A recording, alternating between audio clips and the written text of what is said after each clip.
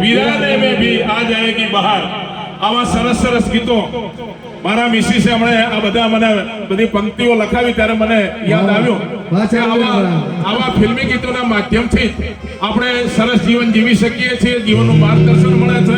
અને આજે જ્યારે કમલેશભાઈ રાજ અને જયશ્રીબેન રાજ સરસ રીતે એમના જીવનની 25મી વર્ષગાંઠ ઉજવી રહ્યા છે ત્યારે એમના દીકરા અને દીકરી ઉર્વશી અને જય રાજ એમને પણ એક સરસ મજાનો આનંદ અને ઉત્સાહ છે। સમગ્ર કમલેશભાઈનો સાસરિયા પક્ષ એટલે કે જયશ્રીબેનનો પિયર પક્ષ અહીંયા પધાર્યો છે। તમામ સગાવાલા મિત્રો, સ્નેહીજનો, જલારામ ગૌ સત્સંગ મંડળ, જલારામ ટ્રસ્ટ, અલગ અલગ દિશા નગરપાલિકાના પ્રમુખ આદરણીય નીતાબેન ઠક્કર એ પણ અહીંયા પધાર્યા છે। સૌ ભાઈઓ બહેનોએ ખૂબ સરસ રીતે અને અહીંયા જ્યારે કમલેશભાઈને શુભેચ્છાઓ પાઠવી છે ત્યારે ટેટોડા ગૌશાળાના પરમ આદરણીય, પરમ વંદનીય, પૂજનીય રામ રતનજી બાપુ, આપણા જાણીતા કથાકાર પૂજ્ય યશવંત શાસ્ત્રીજી મહારાજ એ સૌએ પણ શુભેચ્છાઓ પાઠવી અને અનેક મિત્રો આજે સરસ જ્યારે વરઘોડો નીકળ્યો ત્યારે કદાચ હમણાં તાજા જે પાણતા હોય એમના વરઘોડા પણ આવા ના નીકળે એવો સરસ વરઘોડો કમલેશભાઈ અને જયશ્રીબેન નો નીકળ્યો। સૌ રંગે ચંગે રમ્યા।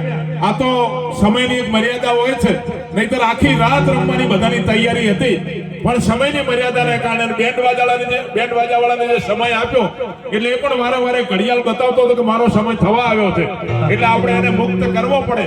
આ ખબર ના રહી શશિકાંતભાઈ બહાર જતા રહે, નહીતર આખી રાત માટે જો બેન્ડ વાજાવાળા નક્કી કર્યો તો બધાની તૈયારી હતી કે મોડી રાત સુધી પણ રમીએ ઝૂમીએ, પણ હમણાં થોડી વાર પછી બધા મિત્રો ભોજન પ્રસાદ લઈ લે પછી આપણે સૌ આખો પરિવાર, આ પરિવાર જ છે, રાજ પરિવારની પડખે જેટલા છે એ રાજ પરિવારનો આખો એક પરિવાર છે।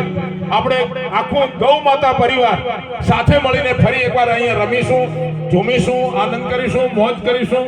ફરી વાર જ્યારે રાજેશભાઈ લિંબાચિયા અને જાગૃતિબેન લિંબાચિયાના સાથ સહકારથી આપણે સરસ મજાની મોજ માણી રહ્યા છીએ ત્યારે થોડી વાર પછી ફરીથી અહીંયા આપણે મહેફિલ માણીશું। કમલેશભાઈ રાજ અને જયશ્રીબેન રાજને ખૂબ ખૂબ વંદન, અભિનંદન।